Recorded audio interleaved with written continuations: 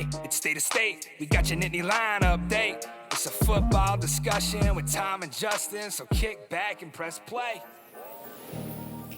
With former Penn State and NFL defensive back Justin King, I'm Tom Hannafin. This is State of State. Please like, comment, subscribe, rate us, and turn on notifications. Follow us on social media at State of State Pod. Comment on our YouTube channel. And if you haven't done so already, you can become a member of our YouTube channel. For just 99 cents a month, you can get all upcoming episodes of State of State, plus our entire members-only playlist, ad-free, commercial-free. Hit the join button on our homepage or follow the link in the description of this podcast. This podcast is presented by BetOnline. BetOnline is the world's most trusted betting platform and your number one source for all your sports betting action. And with baseball in full swing and football season around the corner, BetOnline has more ways to stay in on the action with the latest odds, news, and scores, even live in-game betting. From Major League Baseball to UFC to tennis and NFL futures, BetOnline remains your choice for sports wagering info. In between games, head over to the BetOnline Casino with all the top Vegas-style games, including poker and live casino. Head to betonline.ag today and take advantage of their industry-leading VIP program with level-up bonuses and weekly cash boosts. Penn State fans, are you feeling confident that the Nittany Lions can win college football's national championship next season? Lock in your futures bet at betonline.ag today. State of State is presented by BetOnline. The game starts here. State of State is a proud supporter of Blue White Outfitters. Blue White Outfitters was created as a retail shop meant to highlight the confidence, competitiveness, and fearlessness of the elite athletes found throughout the history of Penn State University. Check out their Lockdown U and Lawn Boys merchandise today. All sales from Blue White Outfitters directly benefit Penn State student athletes. Also, official State of State merchandise is available now. Support the show and grab State of State t-shirts, hoodies, hats, and more. Visit www.bluewhiteoutfitters.com today. Hi, everyone, and welcome to State of State. I'm Tom Hannafin. He's Justin King. Today, we're talking about the state of the sports, the state of college football, and the business side is something we dive into a lot here on this show. Justin King, his background with Penn State football, with the XFL, obviously now the head of LIG Sports Group, dealing with the player evaluation process, recruitment process, all these sorts of things. So you always have such great insight on this, but there's always just some development every single week with this changing world of college football, college athletics, period. It's like, okay, now what? That sort of thing. Yeah, right. And it was just funny how, it felt like some resolution had maybe been found earlier on this month when the House settlement finally happened and you had the creation of the College Sports Commission, the CSC, with Deloitte as a third party to levy punishments and really put guardrails on this entire thing. And just as quickly as that was put into place, everybody kind of threw up their hands and were like, I don't know if any of this is actually sunk in yet. It's so funny. There was something you sent me where it was saying the new College Sports Commission said NIL collectives are not a valid business and their deals won't be approved. And then the next day, plaintiff attorneys in the House came back and said, hold on, that violates the settlement. So we're really new into this entire potential new world of college football. And it's like, yeah, like you and I have talked about it for the longest time. It's been the Wild West. There needs to be some rules put in place. And I think everybody in college football, fans, coaches, staff members, everybody's been dying for this. How are you feeling about it right now? And like, what are some things that are like top of mind for you as you're in this world? I mean, it's interesting and nuanced. I actually feel bad. I mean, I have a lot of empathy, not feel bad for the families and the athletes because we're all signing up to do this. But it's really a business construct where these guys are athletes or not athletes, or athletes and employees without any employment rights, right? Like whether things are changing and the commission determines that, or Deloitte determines that the collectives aren't viable businesses. Hey, this is what has been funding all these athletes for the past 4 to 5 years. So now these guys are thinking they're operating in business. It's not really that. And we transition to revenue sharing. I assume people don't understand the difference in valuing the assets and where the money's coming from, return on investments, win shares, when we think of those type of things and how the value is actually associated with a player. And now it's getting to the nitty gritty of these guys being employees and the rose colored glasses coming off of operating in amateurism, is which we were doing.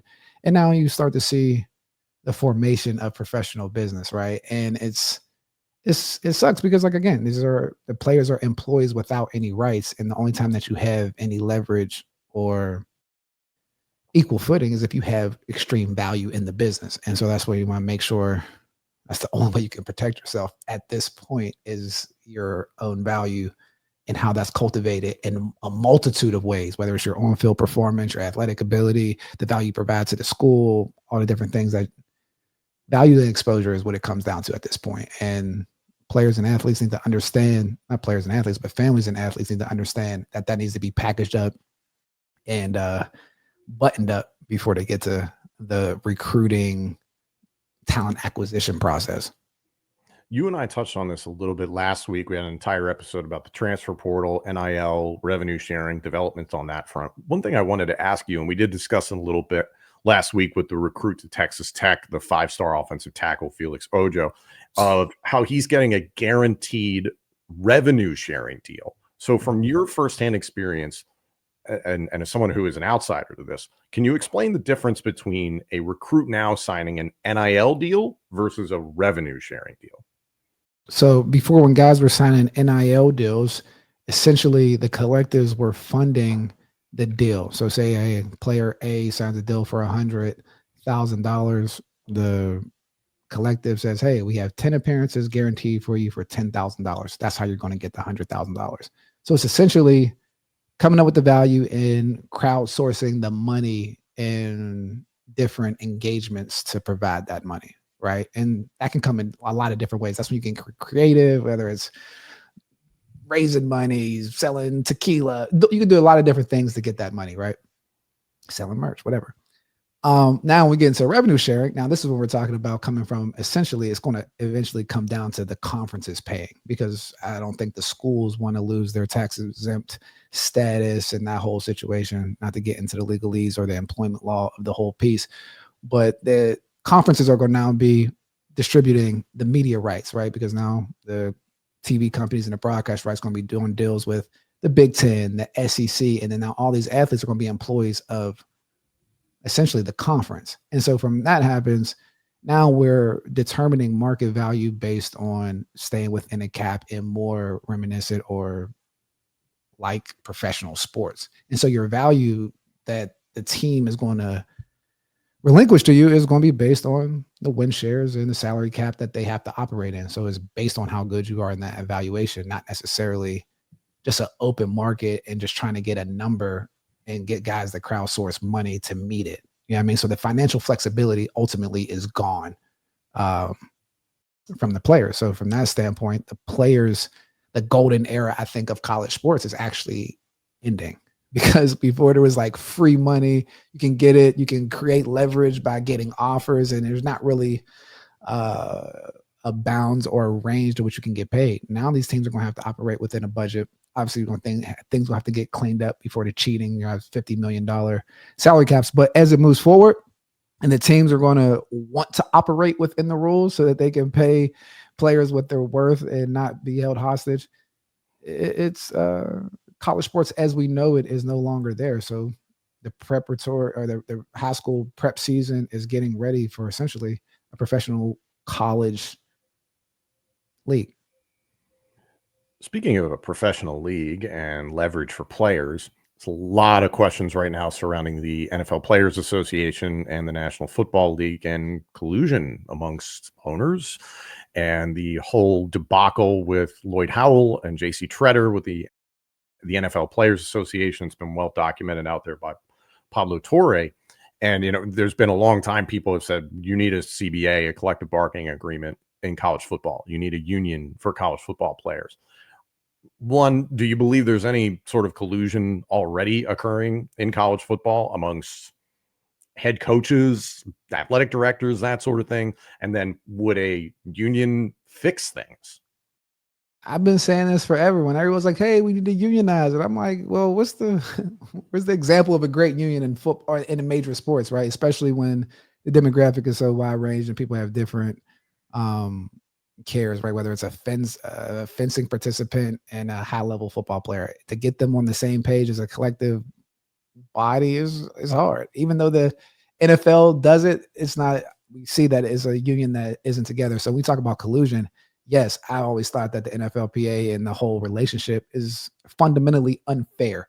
And so if it's fundamentally unfair at the highest level, why would we try to replicate that in essentially an oppressive system in the college space when we're thinking of the business, not necessarily the opportunity from education in that standpoint? So yeah, I think a union is almost it's almost like a band-aid. It like presents a level of equality, but there isn't real leverage amongst the players and the team versus like what's coming in on how the business operates. Because if they're going to move more like a professional sports organizations are there to make money, not to develop assets and athletes. So like we're talking about two completely different outcomes that we're looking for, right? Destinations on this journey. So that's where I think it gets a little bastardized and tricky for the participants because there's a little gray area in here. And as long as it gets solidified, I mean, you got to take advantage of it based on having that value. And that's what you're going to continue to see. Well, there's a lot of gray area in this Oh, a lot. situation. I wanted to come back to you about collectives because we talked about it a little bit last week in that the University of Georgia dissolved their collective. A handful of other places have done that. And there's so many different flavors, I guess, of NIL collectives, depending on the college that you're looking at and the program that you're looking at, whether it's college football, men's basketball, it doesn't matter. There's a lot of different variations of it. Do you think it would be for the betterment of college football specifically if collectives went away? 100%. I mean, yeah, I think it just clarifies like what's going on, bringing like if you're going to be professional, make it professional. I think the in between amateurism makes everything disingenuous and confusing, to be completely honest, because like professional stuff is cutthroat, it's down the line, it's not the best for all the players. We see collusion happens at the highest level in football. Trust me, collusion is going to happen in college. It happened with the Nico situation. The only reason that Tennessee found out that he was shopping around deals is that he went to Oregon. He's like, hey, yo, your quarterback's coming over here because the coaches are in a closer fraternity than the players can ever be in, right? Like they hire each other, they operate. There's only 10 of us. If you're going to be holding this coach hostage, I'm going to make sure that that doesn't happen. Like the inmates can't run the asylum. That's a normal saying amongst executives or coaches. And so there's a level of control from that standpoint. And with that being said, if they're the ones that are making the rules and organizing any type of collective effort, trust me, they're not going to be on slippery footing. Like they're going to have the high ground. So as we move forward, we just got to understand like the natural leverage that both sides have. It's been funny to watch over the last handful of years. I forget, was it 2021 that collectives kind of began, or is it 2022? It's like 2020, 2021. Soon as it's not long. As soon as the NIL opened up, I mean, that's when we started talking about like, Blue White Collective and like the different entities, but everybody was focused on raising money for the collectives. And we were like, yo, that's not NIL. Like that's pay for play. And we were just saying like, that's not necessarily revenue sharing. Like we came from a professional league. You guys are just raising money and distributing money. Like that's Pony Express. I think now it's getting to that point where we're like, hey, we're not, because Deloitte has to come in and say, hey, this isn't business. It's Pony Express to make the SMU comparison. It's that. And then it's also what disgusted me about it for a long time and still does to this day is it's just a lot of vultures. It's a lot of people just coming in and be like, man, I should get 10% of this business and I can profit off of this because I have a relationship or because I, had some sort of connection with the university or the team or something like that. And it's people who really don't have the betterment of the program, the university, or the kids in mind. They really don't care about that. They just care about what's my cut. I mean, speaking outside of Penn State's ecosystem, like I have clients that are, board of trustees members in different areas. And it's like, yeah, at these other schools, like those are the different people at the top of the food chain, not necessarily with the school, but like, different donors. They're the ones that are starting the big collectives and see it as a business opportunity. Yeah, we can pay the players and be a part of it, but everybody wants to be Jerry Jones. Like I talked to my development officers and my friends and people in that space, like when the transition was happening, they were like, oh, the institutional donors aren't going to want to give money to like athletes like that, because that was the notion of college sports. But what I think a lot of people in higher education don't realize is like there's a whole nother enterprise section of people with money that want to invest in sports, like owners, like the Stan Kroenkes of the world, the Jerry Jones, and a lot of the donors look up to those guys. So it's like, hey, I want to own my own little situation here. And I mean, it's capitalism, right? It's like football or college sports and amateurism is basically like a socialist structure. Everybody's free, everything's this, but like it's operating within a capitalistic environment. I think that's where we get the push and pull. Is this good? Because now we're dealing with teenagers. It's a little easier when you're looking at a millionaire 22-year-old, but now we're looking at 18-year-old millionaires. Such a different world. Such a different world. I mean, there's the positives that we all hoped would be embraced. Of my brain was always like, well, here's a kid potentially at his highest earning potential over a 3 to 4 year span. You may not ever see another dime in the NFL. Injuries happen all the time, that sort of thing. That kid should make his money for what he is worth at his highest exposure level from a professional standpoint during his lifetime, potentially. How many stories are there of, man, this guy was a star player at name a school and now he's a used car salesman? It's like, great, he should have been compensated extremely well during his time doing that. So it's like, yeah, we've realized that, but it's also just open a can of worms in that respect. One thing that is a consistent can of worms is the transfer portal, which the more and more I pay attention to this, dude, the more I'm like, this just sounds like a fun name for branding. It sounded like a branding thing ultimately that either the networks or that the NCAA put on a guy going from one school to the next. It's like, oh, what if we call it the transfer portal? It's like, oh, it's catchy. It obviously got everybody's attention.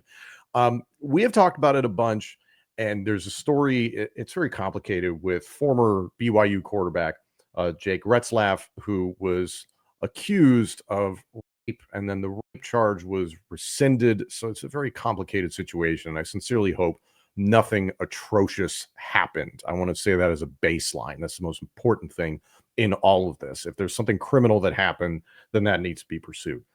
The case study of this entire thing is that because it was BYU, there is a specific code of conduct for BYU, considering the religious aspect of the university. So Jake Retzlaff, starting quarterback for the team and had a very nice season last year, left the school. He is a graduate student. He has 1 year left of eligibility.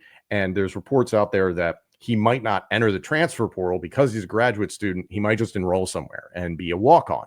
Even the concept of walk-ons is dissolving as we know it, Justin. So it's just a very weird situation. I almost think there's some parallels in terms of, hey, I'm not going to use the transfer portal to Xavier Lucas, former Wisconsin defensive back who just dropped out of school and went to Miami. Didn't bother with the transfer portal, just decided I'm just going to go to Miami because they are going to pay me and that's where I want to go. And now there's, I believe, a lawsuit that Wisconsin and the Big Ten are pursuing against Miami. So one, do you need the transfer portal, name, branding, any of that stuff? It'll probably continue at this point. And how do you fix this? How do you fix this? I mean, it has to be a free agency portal, one portal. That's it. If you leave, you can't acquire or bring new players on. Like, again, something we talk about the NFL professional structure where there's roster management rules in place for competitive balance, right? Like, so you can't just have players moving around because we're putting on a product that people are betting on, that media, like the TV's counting on. So you have to have some rules in place that guys can't just move around. That's not oppressive of any manner. That's just a matter of rules and competitive sports business. So with that being said, there needs to be one portal window, 2 to 3 weeks.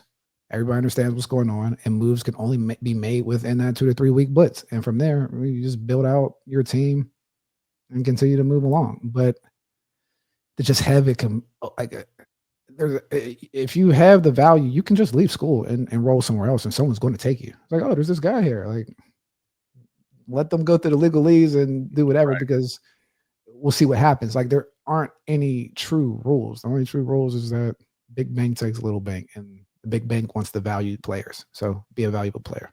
And that's the other thing of the whole charade of student athlete is that, yes, you can leave Wisconsin and go to Miami and you can just drop out of school and you can enroll someplace else and start classes, that sort of thing. It's like, I think it's Stetson Bennett, former Georgia quarterback, was like, oh, I didn't go someplace to play school. It's like, okay, like when are we going to just drop the charade that it was like, hey, Tyser Denmark plays football for Penn State. Is he a student? I was like, okay, if you want that opportunity, it can be afforded to you. You're bringing up a pretty big point, because like the construct of American sports, I think we're getting to is a little bit different, because it intertwines the educational system, or the educational system. Where it gets so muddied. Yeah, the education system makes it muddy, because if you look at the rest of the world, right, whether you're a European soccer player or a European tennis player or whatever, a boxer, like you're choosing to essentially go away from school and specialize in this. There was an interview at Wimbledon or recently when Ben Shelton was playing. They were talking about, hey, who made you get into tennis? He was like, oh, I was playing quarterback and I couldn't miss school. So like my sister was playing tennis and I wanted to go train. So I had to get away from school. But it was like the focus of being a top 1% athlete in all these other sports. They acknowledge that it requires a full comprehensive asset development. Not necessarily in some of the sports that we do in America from a team sport basis, because we sell that it's the education. It's a way of more mobility using college. And it becomes a little bit of a farce, because you see that, oh, these guys are focused on being professionals and they're producing professionals. And we're trying to keep this amateurism. And we see the outcomes of some of the athletes that go through. Yeah, some of them get what they're supposed to get at the college degree and go off and be successful. But there's a very, very large population that don't. And it just seems that population is the one that actually makes all the money. So when you start dealing into like the gritty details of it, it's a very nasty business, like all of them are. So much fun. We love it to death. I just think there's such a difference between the fan who's like, I like the University of Texas as an example. I was like, oh, why? Like, did you go there? Do you have a relative that went there? Like, did you grow up in Austin? That sort of thing. They're like, no, I'm from San Marcos. Like, I just like, I like my state. And it's like, that's why you follow them. So let's not pretend that it's like, man, I really care about their engineering department or something like that. It's a true emotional pride. And a lot of times, like when Penn State fans come back to Penn State, it's never about like a player or a love there. It's like, yo, this is my school. Like, this is what we represent. You know what I mean? Versus a Steelers fan where it's like, I'm here for the players. I'm here to win. Like, yeah, they represent the city, but like there's more of a attachment to the individual. I mean, Penn State doesn't even have names on their jerseys. What a fun time to be in college football. Hop in the comment section, get at us on social media. Tell us how you're feeling about the evolution of college football, the state of the sport, all that sort of stuff. So we're excited. We're looking forward to when training camp gets started on July 30th. And then August 30th, Penn State kicks off at home against Nevada. So we're counting down the days. Thank you all so much for joining us. This episode and our entire library of shows is available now on YouTube, Apple Podcasts, Spotify, and wherever else you get your podcasts. Please like, comment, subscribe, rate us, and turn on notifications. Follow us on social media at State of State Pod. Comment on our YouTube channel. And if you haven't done so already, you can become a member of our YouTube channel. For just 99 cents a month, you can get all upcoming episodes of State of State, plus our entire members-only playlist, ad-free, commercial-free. Hit the join button on our homepage or follow the link in the description of this podcast. State of State is presented by Bet Online and by Blue White Outfitters.